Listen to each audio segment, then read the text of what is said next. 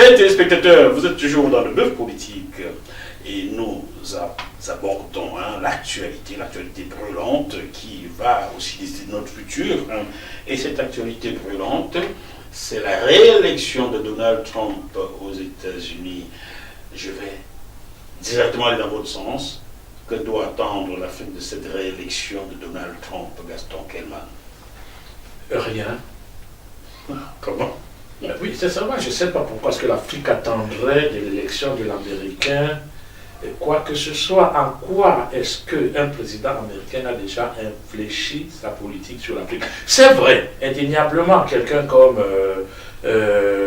Obama, on va le citer. Ah non, je vais citer plutôt celui qui a été avant lui. Clinton a été quelqu'un qui réfléchissait sur l'Afrique plus ou moins. Obama, évidemment, n'a rien fait. Au contraire. Et quand on, justement, moi, je ne veux même pas parler de l'autre chose. Je veux dire que le problème, c'est que quand on a élu Obama, je me souviens encore très bien, en 2008, je pense, 2008, oui. On m'a posé la même question. Je leur ai dit le problème, ça c'était sur, je crois qu'à l'époque où j'étais à RMC, ou je ne sais pas où est-ce que on m'a posé cette question-là. Alors, le problème avec vous, c'est que vous croyez que... grande gueule de... Oui, je pense que c'était là dont on a parlé. Là, le problème avec vous, c'est que vous croyez que c'est un Kenyan qu'on a élu aux États-Unis. Ce n'est pas un Kenyan. Le type là, même blanc, c'est même un blanc. Il a été obligé d'aller à Chicago pour connaître les Noirs. Il ne connaissait pas le gars, il a dit à Hawaï. Il a été élevé par sa famille blanche. Oui, il a été élevé à Hawaï par ses grands-parents et tout. Pourquoi vous voulez que ce type-là, maintenant, ait une sensibilité africaine? Et je vous rappelle d'ailleurs que le discours d'Accra a été plus vache que le discours de Dakar. De Sarkozy, qui était plus idiot qu'autre chose. Oui, évidemment, c'était un discours bête, voilà. Mais celui d'Obama aussi, d'ailleurs, il faut le dire, parce que quand il dit aux Africains, c'est votre sorcellerie qui a tué mon père. Bon, les Africains, la sorcellerie d'un Douala, d'un Bassa, d'un Bamléké et d'un Centrafricain nous a tué le papa d'Obama. Ça aurait dû le tuer lui-même, je crois. Non, j'ai retiré ça. Pardon, Barack, il ne faut pas m'empêcher d'entrer dans ta maison. Il a tué le papa d'Obama au Kenya. Bon, voilà, donc... Et quand on est sur Donald Trump, pourquoi vous voulez que les intérêts, parce qu'aujourd'hui dans toutes les télés, et je ne sais d'ailleurs pas pourquoi est-ce qu'on voulait Kamala Harris, je ne sais vraiment pas cette femme-là dont tout le service qu'elle nous a fait, c'était un sourire comme ça, sans rien derrière, ou bien parce qu'elle dit que parce qu'elle est femme, elle est noire, qu'elle n'est même pas noire, elle n'a jamais d'ailleurs admis qu'on la colle dans chez les noirs, sauf si ça pouvait lui permettre d'être Exactement. Franchement, je ne me pose pas du tout de problème par rapport à ce que Monsieur Trump. Trump fera pour l'Afrique. Si vous saviez à quel point ça ne m'intéresse pas. Il est élu pour les Américains. Il est élu pour les Américains. Et encore, c'est peut-être le seul qui n'a jamais cherché à faire une guerre, au fait. C'est le seul président américain qui n'a pas fait de guerre. Est-ce qu'en cela, ce n'est pas intéressant pour l'Afrique d'avoir un président américain qui ne veut pas faire des guerres en Somalie, en Algérie? Non, mais je veux dire que, non, là c'est le message envers ceux qui, oh là là, tout de suite crient, vous posent des cris d'orfraie, oh là là, c'est pas bien pour l'Afrique. Moi d'abord, je ne cherche pas un président américain qui est bien pour l'Afrique. Je cherche des présidents. Si les présidents africains se contentaient d'être bien pour l'Afrique, vous ne croyez vraiment pas que ce serait déjà énorme? Parce que je ne vois pas un président occidental qui engage une guerre en Afrique si les Africains ne sont pas d'accord pour cette guerre-là. Et c'est là que je travaille depuis au moins 10 ans maintenant. Vous avez remarqué que je ne publie plus beaucoup en Europe. Vous avez remarqué que je passe pratiquement sur aucun média en Europe. Parce que ça, c'est maintenant, je me dis vraiment, l'Afrique, peut-être que je peux aussi y apporter quelque chose. Et les questions de ce genre-là, évidemment, vous avez tout à fait légitimité, on a tout à fait légitimité. C'est l'actualité ici. Pour que les Africains comprennent justement que ce n'est pas leur problème. C'était le but. Hein. Je leur dis qu'il ne faut pas qu'ils se méprennent sur ce que j'ai dit. Réjouissez-vous, ce n'est pas votre problème. Faites votre travail. Le travail se faisait comme il faut. Oui. S'il y avait des routes, s'il y avait des écoles, s'il y avait ce qu'on faisait, si on arrêtait de penser par exemple justement que si Obama est élu, nous sommes heureux, si Trump est élu, nous sommes malheureux, et que c'est Macron qui nomme les présidents africains, si on pouvait sortir de cet enfermement, je pense que ça nous rendrait vraiment service. Alors pour résumer, je dis que l'élection de Trump, parlez-moi de Trump peut-être dans l'international, ou bien je n'en ai pas besoin, je n'en ai pas envie, parlez-moi de Trump dans la politique américaine, Voilà. Mais Trump pour l'Afrique, vraiment, j'aimerais justement qu'il n'y ait aucun impact. Parce que Django, la même question. Mais non, ce qui se passe aux États-Unis d'Amérique, ça c'est une situation interne. Nous savons que l'Amérique sévit à travers le monde par l'intermédiaire de sa monnaie qui est le dollar. Ça, depuis la fin de la Seconde Guerre mondiale.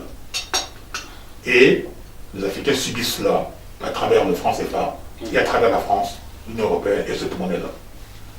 Ça, ce sont des questions économiques. Mais ce qui se passe à l'intérieur des pays européens, enfin occidentaux, et particulièrement dans le cas de l'Amérique, non, comme vient de le dire Gaston,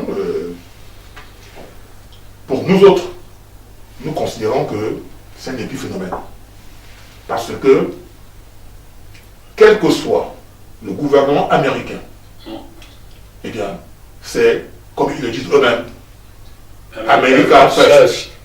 L'Amérique d'abord. Et ils ont bien raison. Ils ont raison. Donc, nous autres, nous disons Africa first. Voilà. L'Afrique d'abord. Avant d'aller nous intéresser à ce qui se passe au Kremlin, à Washington, à Berlin, à Paris ou à Pékin, c'est d'abord l'Afrique. Est-ce qu'Africa First ne signifie pas, parce que pardonnez-moi de vous couper, que les Africains doivent déjà comprendre que sur le plan de la consommation, ils doivent consommer local. Le macabo, le manioc, là, c'est bon. Arrêtez de manger ce qui vient de l'Occident, tout simplement. Commencez par cela. Ce qu'il y a dans votre assiette doit être de chez vous. Ce que vous portez sur votre corps doit être de chez vous. Ce que vous apprenez à l'école doit être de chez vous. Est-ce que ce n'est pas par là que l'Afrique doit commencer? Non, la consommation, d'abord c'est la production. La production, oui. Si on consomme ce qu'on a Parce produit. qu'on peut produire ce que d'autres produisent à l'autre bout du monde, chez soi. Les Européens peuvent à un moment donné produire de la banane dans le sud de la France, cultiver des produits qui ne sont pas spécialement européens. Donc les Africains peuvent également aussi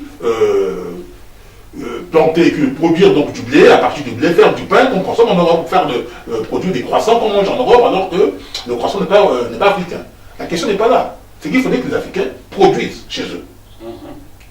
Et quand on dit produire, de tout produire, nous disions tantôt que, en matière industrielle, au lieu d'importer systématiquement tous les outils, des véhicules, des cafetières, des machines à laver, etc., eh bien, il faudrait que dans des pays africains, qu'on envisage de mettre en place des usines, d'abord de montage. De montage. De ces produits-là.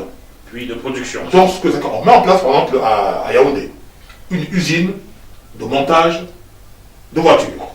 Nous nous éloignons du sujet. De toute façon, on s'est compris là. Pour vous, l'élection de Trump n'apportera. L'élection de. Je ne me fais aucune illusion. Bien. Je ne me fais aucune illusion sur l'élection de Trump. Ça aurait pu être sa rivale Kamala Harris, que pour moi, ce serait bonnet blanc. Donc les Africains doivent plutôt penser à se mettre au travail, à envisager leur souveraineté sur tous les plans, alimentaire, comme vous venez de le dire, au niveau de la consommation, de la production, au niveau des institutions qui correspondent à leur mentalité, qui répondent à leurs attentes, plutôt que systématiquement copier, on en a déjà parlé ici, puis longuement, un système de gouvernement, de désignation de gouvernement que nous avons en place dans l'émission, qui n'a absolument rien à voir avec nos types de comportement et nos réalités surtout. Donc, ce qui se passe en Amérique, ça concerne les Américains. Très bien. Nous avons, nous Africains, nos préoccupations, nos problèmes, et nous avons aussi des idées et des solutions à proposer à nos peuples. Un petit dernier. Oui, juste comme on a parlé de consommation, moi je voulais dire que vraiment, il faut que l'Africain fasse très très attention. Parce que nous sommes très souvent au bout du raisonnement, ou plutôt, tout ce qu'on dit là, qu'on court à penser que l'Africain est moins intelligent que les autres. Ouais, c'est une connerie ça. Parce que, non, c'est pas une connerie. Parce qu'on se pose sur la question, mais pourquoi nous ne faisons pas comme les autres? Alors que nous tous, je pense que vraiment, en termes de diplôme, en termes de savoir, en termes de tout, nous avons fait exactement les mêmes choses. Alors, vous Alors, m'entendez pour moi, me c'est le faire, fondement de la question. C'est sur ça que je travaille toute ma vie aujourd'hui. vous m'entendez me percher, je vais en parler pour Voilà, clôturer d'accord. cette partie. Pourquoi? Voilà, c'est la question. Chers téléspectateurs de JMTV+, sachez que le créateur de la première super application mondiale est d'origine africaine. Je ne veux pas vous donner le pays d'origine, mais est d'origine africaine. Et cette super application, que vous allez bientôt découvrir dans tous les médias, s'appelle Kayzan. K-E-Y-Z-A-N-E. Vous pouvez retrouver Kayzan sur JMTV+, l'interview faite à Dubaï avec cet inventeur, il y a de cela 4 ans, et sur JMTV+. Il faut savoir qu'ils étaient 3 sur le brevet d'invention. Elon Musk, Mark Zuckerberg et Louis Séverin Kayse. L'affaire est allée à la Cour suprême des États-Unis et c'est Dr Séverin Kayse qui l'a emporté. Il n'est pas américain. Ni sur le papier, il n'est pas américain du tout. Ça veut dire que c'est le droit qui a été lu et c'est lui qui a eu les meilleures idées. Ce monsieur est le même qui avait inventé le système anti-collision de tout objet mobile. Il a inventé, il avait 22 ans et demi, et il avait à cette époque-là la nationalité de son pays d'origine quand il a inventé le système anti-collision. C'est plus tard que M. Pasqua a un peu forcé sa main pour qu'il prenne la nationalité d'ici. J'ai dit, mais forcer sa main quand il n'est jamais allé demander la nationalité. Voilà donc, si vous pensez que les Africains sont moins intelligents que les autres, voilà un exemple qui vous montre le contraire. Voilà.